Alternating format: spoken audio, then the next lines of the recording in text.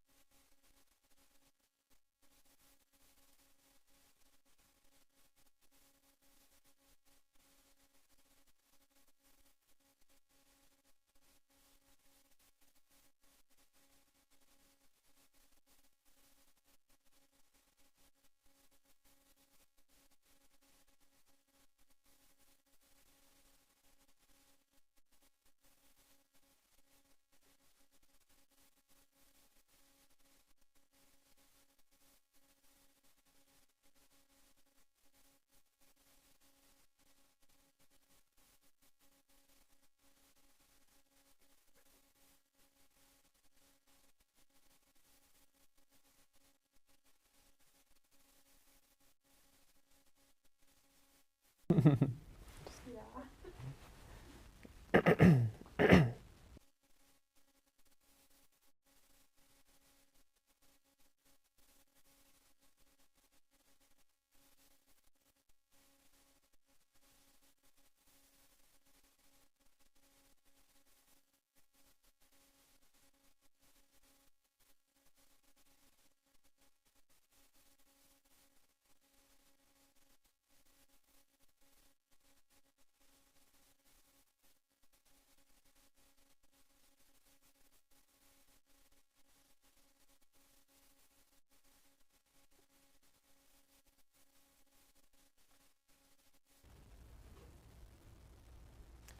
Good evening and welcome to NewsNight. Tonight we'll have all your international, national, and local news. Find out more information about what country just had their general elections. Also, hear more about what act was just passed through the U.S. House of Representatives.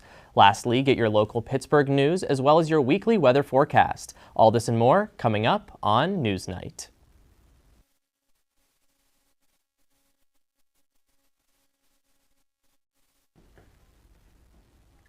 On April 2nd, the president of Sri Lanka declared a state of emergency after protesters have been demonstrating at the country's capital for weeks.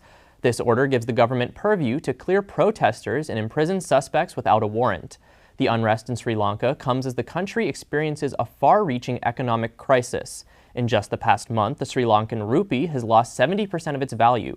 According to Axios, the economic downturn is the result of tax cuts that were passed in 2019, which they say the country could not afford. Those cuts, in combination with very little tourism money during the pandemic, has made it difficult for the country to pay for basic needs such as energy. The capital protests, which began peacefully, eventually spiraled into violence. The president has claimed that some of the protesters belong to violent extremist groups that have organized the violence on purpose. However, it does not distract from the outspoken support from the removal for the president.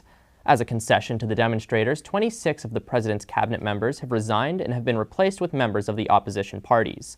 However, this has not satisfied angry Sri Lankans, who won't stop until the president himself is removed.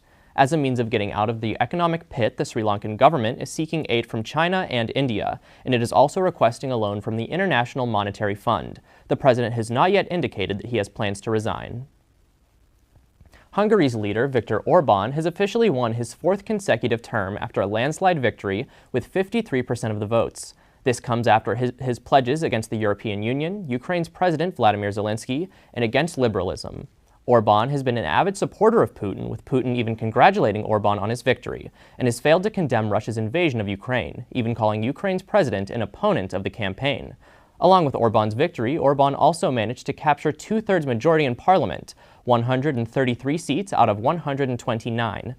Hungary's anti-vaccine party gained 7 seats, however legislation banning education concerning LGBTQ+ ideals failed to accumulate the needed votes. New developments have come from Beijing concerning an Australian journalist who has been there over a year. Reporter Aaron Ute has more about why he was there and, more importantly, why he couldn't leave.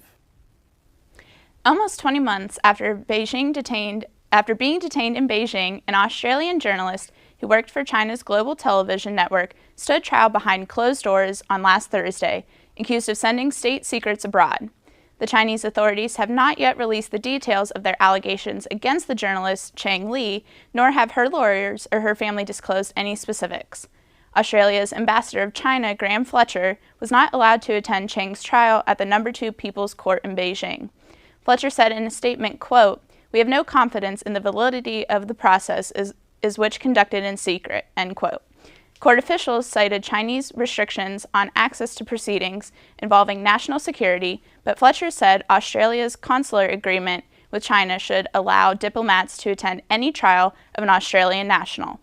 There was no indication of how long Chang's trial would last, and such trials are over in a day with a decision issued later. Chinese judges rarely find defendants guilty, especially in politically sensitive cases like national security ones, but Chang may have to wait quite a while before a verdict is reached. Another Australian national, Yang He-jun, stood trial in Beijing on espionage charges in May 2021, but the court has yet to announce a ruling in his case. The mystery surrounding both of these cases has kindled speculation that she was targeted because of the surrounding souring relations between China and Australia. White House Press Secretary Jen Psaki has been in talks with MSNBC to join their network once she leaves the White House in May. Psaki has been in close consultation with White House counsel about her leaving to keep in line with ethics and legal issues, according to sources close to the situation at hand. Because of the government ethics stipulations, Psaki has not signed a contract with MSNBC. However, she has told senior White House officials that she does plan to leave and join that network. This path is not unusual for White House communications staff. Former press secretaries Kayleigh McEnany and Sean Spicer have also joined the broadcast realm after their departure from the White House. Psaki will host a show for MSNBC on NBC Universal's streaming platform Peacock.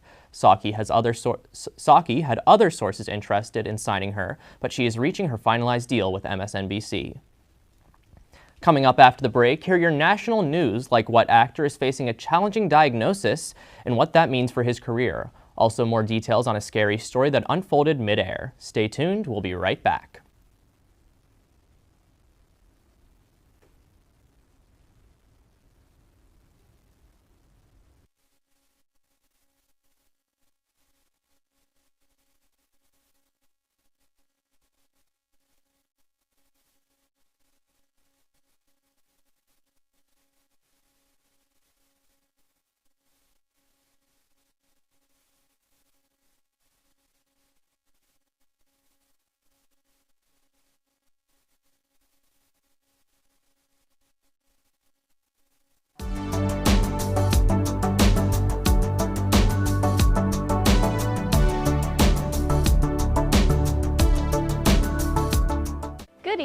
Good evening. Good evening, and welcome back to NewsNight. Most of the student body of the Pittsburgh Public School. Some of the United States allies. Thursday, the FBI was seen raiding. Let's get started with today's forecast. Today's high will only reach about 31 degrees. It's looking a little cooler than we've seen in the past few weeks. All this and more? All this and more All this and more coming up on NewsNight. coming up on NewsNight. Coming up on NewsNight.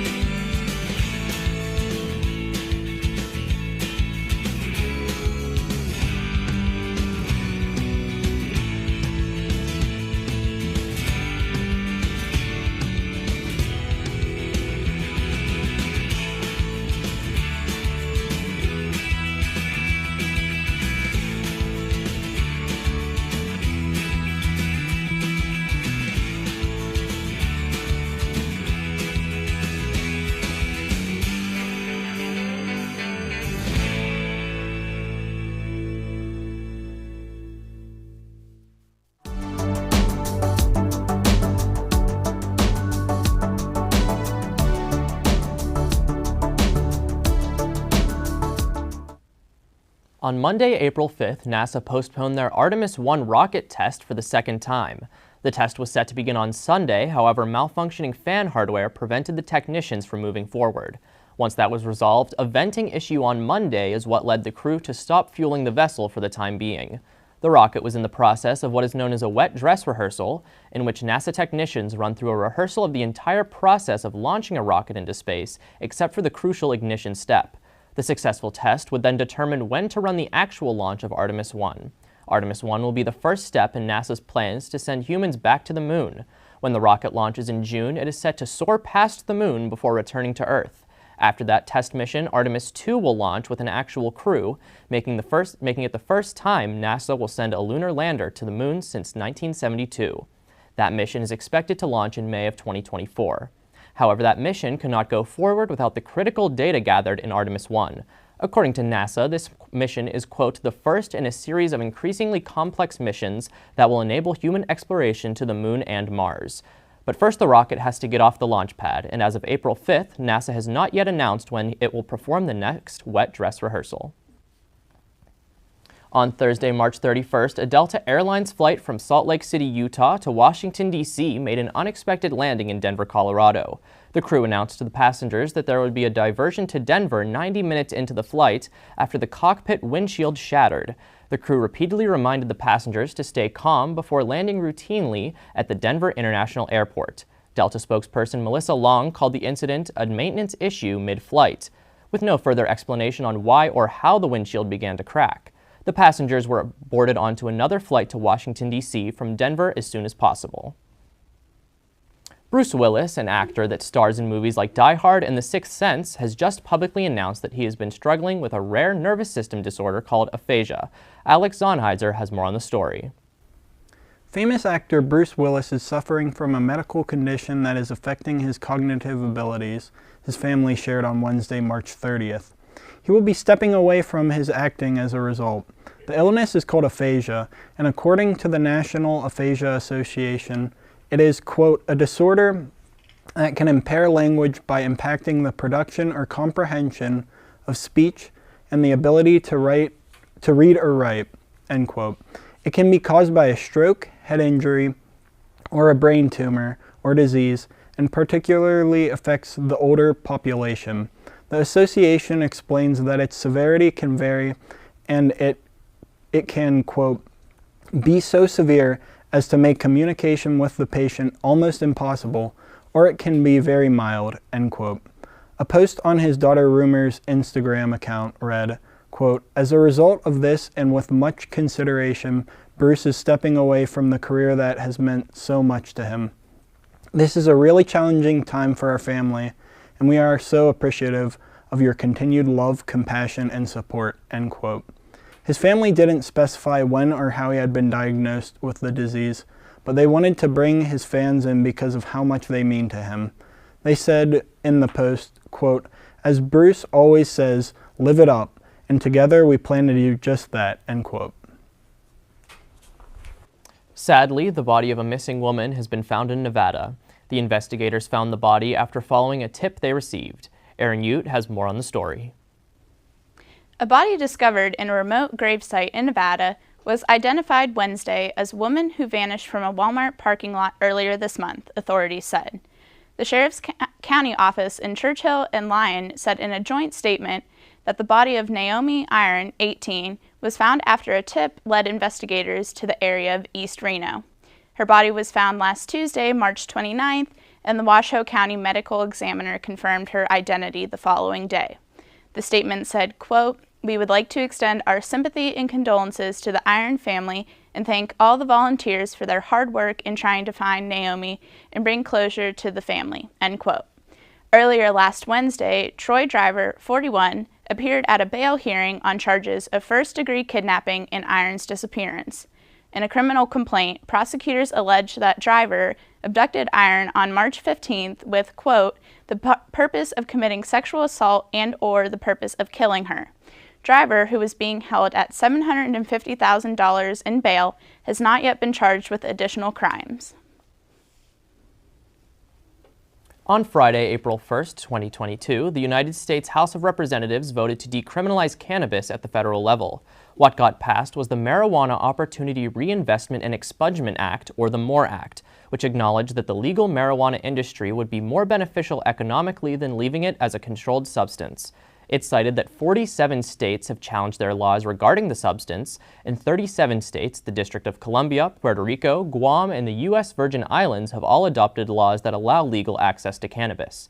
It also acknowledged that the system used to incarcerate people on marijuana charges contributes to racial injustice. The act passed the House 222 to 224 votes and is being passed on to the Senate, where it is believed to not receive the 60 votes it needs to be officially in place. The bill would remove marijuana from the list of controlled substances, impose an 8% tax on all cannabis products, allow for some expungements of marijuana charges on criminal records, and call for sentencing revisions at a federal and state level. Similar legislation to this went through in 2020, but stalled in the Republican-controlled Senate. It is unclear when the Senate will vote on this bill. Coming up after the break, we'll have your Pittsburgh news, hear more details about the fatal shooting of a 15-year-old boy, and learn about a crime at a local Sheetz. Stick with us.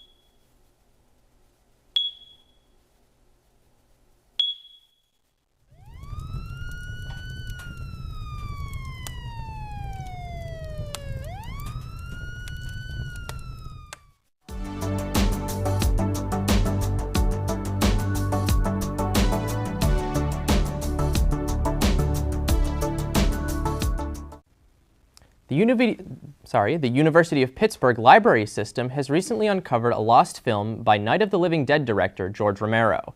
The film is titled Jacaranda Joe and is an early found footage film about a Bigfoot-like creature that lives in a swamp. According to Pitt professor Adam Charles Hart, the film was shot in 1994 with a group of students from Valencia Community College in Orlando, Florida. It was developed as part of a program that brought famous directors to the school to work with the aspiring filmmakers. Hart also says that Jacaranda Joe is a reworking of an unreleased Romero film called The Footage, which he worked on in the 1970s. The film was a part of a large collection of George Romero archives and memorabilia that was acquired by Pitt in 2018 following his death. Since then, the archivists at the University of Pittsburgh Library System have been meticulously logging everything they find. And just so that this discovery doesn't get lost again, the university is presenting the 17-minute short in a free online stream. The stream will take place on Tuesday, April 12th, and will feature a panel of guests, including the film's editor, George Ritzkala, its props master, A. Elizabeth Tobin-Kurtz, as well as film producer Michael Sellers. Registration for this special premiere of Jacaranda Joe can be found at the University of Pittsburgh's website. With 3 fatal shootings in the Pittsburgh area claiming the lives of 3 young individuals, youth in the area held a protest against the violence on Saturday, April 2nd. Devontae White, 29, Micah Stoner, 23, and Davon Vickers, 15, were the 3 lives claimed by gun violence over a 24-hour period. Protesters gathered in the spot Dayton Vickers was shot at to promote anti-violence and celebrate the lives lost. Vickers' grandma was in attendance at the event, saying, quote, "I don't know if he stumbled along the way, but this is just a nightmare, and I just want to thank every last one of you for supporting me," end quote. Protesters are calling for more police presence in the area, as well as more cameras. Police have not yet arrested any individuals in connection with the shooting and are asking for the public's assistance with any information regarding the shootings. Another young life has been taken in the Pittsburgh area. Pittsburgh is experiencing what Mayor Ed Gainey describes as a pandemic of gun violence. Reporter Alex Zonizer has more details on the fatal shooting. A 15-year-old boy was shot and killed on Wednesday, March 30th. The teen, Davon Vickers, was shot in the head while he was riding his mini bike near the intersection of Homewood and Frankstown Avenues at around 6 p.m. He later died at the hospital. Lamar Smith, a mentor figure to Vickers, said, quote, "I was just numb. I didn't know if I wanted to cry, shout. This is always occurring, but this really hit different," end quote. Smith had known Vickers since he was about 10 years old and explained that he was a really good kid who was popular in the community. People knew him as Day Day, as he rode around the neighborhood on his mini bike selling water on the corner so he could have some money in his pocket. Vickers lost his mother not that long ago and was trying to find his way when this happened. Smith said, quote, "This hurts a lot of people. I'm still in shock. A makeshift memorial filled with all of his favorite things is at the spot where he tragically lost his life. Police are asking anyone that might have information about this incident to call them." Last week, a man was caught ripping down the Pennsylvania state flag on surveillance video outside of a Sheetz gas station in Hempfield Township. The flag was flying at half-staff in honor of 2 recently deceased state troopers. The man reportedly ripped the Commonwealth flag down from the flagpole and mutilated it before putting it in his trunk. A state trooper helped identify the man after he pulled the same man over that day for a traffic incident after the flag was stolen. When asked by the police why he destroyed the flag at Sheetz, he said that he was angry over not receiving his tax refund. The man was charged with theft, and a Pennsylvania state flag has been returned to the flagpole at the gas station. Coming up after the break, we'll have your local Pittsburgh weather forecast, find out if we'll be seeing any sun or snow this week. Craig Frykowski is going to have all the details. We'll be right back.